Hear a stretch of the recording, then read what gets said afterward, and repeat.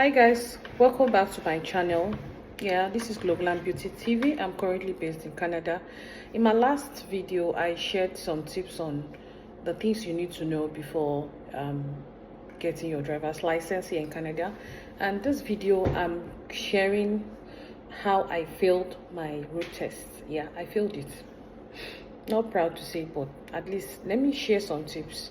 So like I said in my last video, you need to practice very well. So if you don't practice very well, you are going to fail. So I think that was the first mistake I made. I felt like I was good and I was confident, and the person who trained me also said I was good, I was confident. But when you got to the exam day, I felt I had this tension in me, like, what am I'm not sure. I wasn't sure of myself. I wasn't really sure of myself because I kind of like forgot some things. So the first was because I was not sure and I was not confident.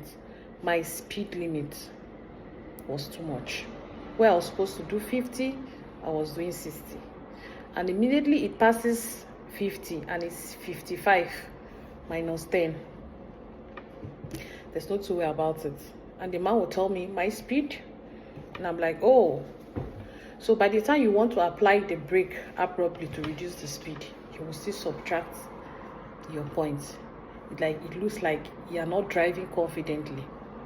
So where there is a school zone, if it's 30, it's 30. If it's more than, or if it's lower than, there's a problem. So it must stay within that limit. So if you have to do 60, you must be at 57, 58. That is very perfect. So that by the time you land at 60, you will still be on 60. You will not pass 60. So 55 to 60 is a very good limit, like good speed limit to work on. So that is one of my major mistakes.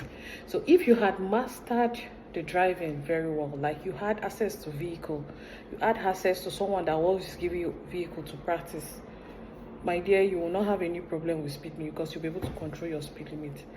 Then when I got to the highway, it's supposed to be 80. So I saw a truck coming. So there's this part, like before you go into the major highway, there's a small road by the side. So once that road finishes, before that road finishes, you're supposed to have entered the lane, the next lane. So because the road was actually finishing, I had not entered the next lane.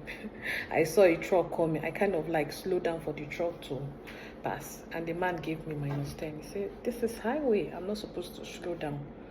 I said, yes, I was trying to be careful. He said, no, you're not supposed to slow down, you're supposed to keep speeding.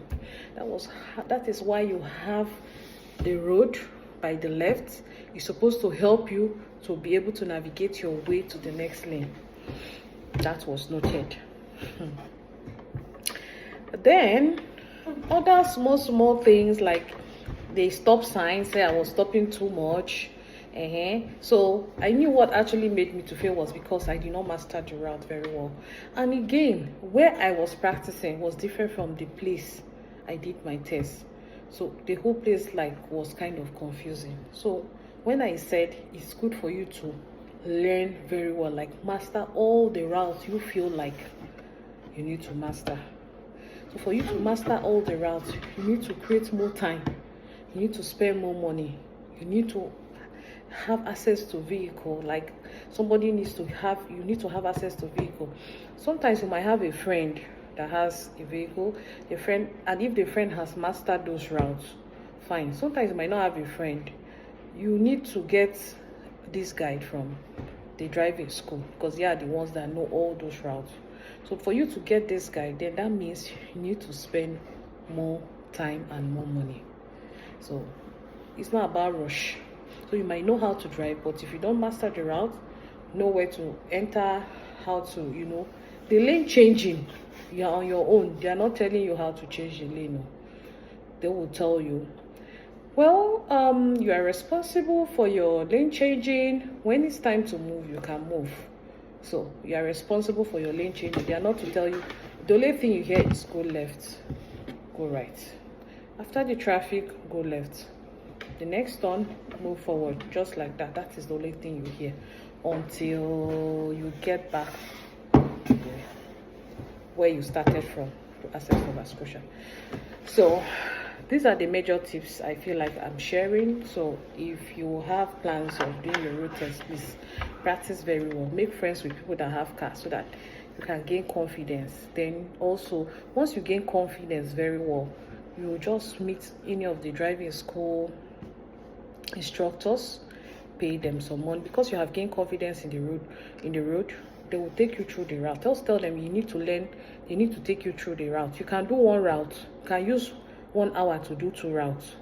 They will take you to the other route for practice. Then the next time you come, you are mastering the route.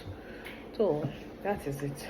Thank you very much. My next video, I'm going to share how I passed my road test, and I'm also going to drop video on how I was practicing, just to at least add evidence to back up what I did. Thank you so much. Bye.